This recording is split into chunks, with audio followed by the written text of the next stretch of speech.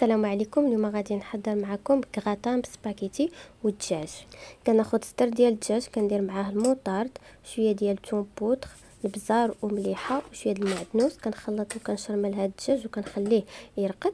من بعد كناخذ الزيت وزبيده وبصله مشلضه مع الملحه والبزار والثومه، وكنشحروهم في مقيله حتى كتبدا تعسل البصله، وكنزيدوا عليها هذاك الدجاج وكنكملوا تشحر مزيان حتى كيطيب الدجاج مع البصله مزيان وكينشفوا.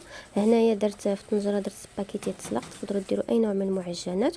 ومن بعد غادي ندوز نحضر صلصه ديال البيشاميل اللي فيها 2 معالق كبار ديال الزبده مليحه بزار ومع 2 معالق كبار ديال الدقيق. كنخلطهم مزيان، ومن بعد عاد كنضيفوا نص لتر ديال الحليب وكنحكوا الكوزه. وتقدروا تزيدوا شويه ديال الفرماج اولا جبن كريمي ولا فرماج غوش. صافي كنخلطوا مزيان بهذا الشكل حتى كتختار ديك لا كريم بيشاميل ديالنا، عفوا لاصوص بيشاميل. ومن بعد كتكون سباغيتي تسلقات كنصفيها وكنزيد عليها هذيك لاصوص بيشاميل وكنخلط مزيان حتى كتشربها.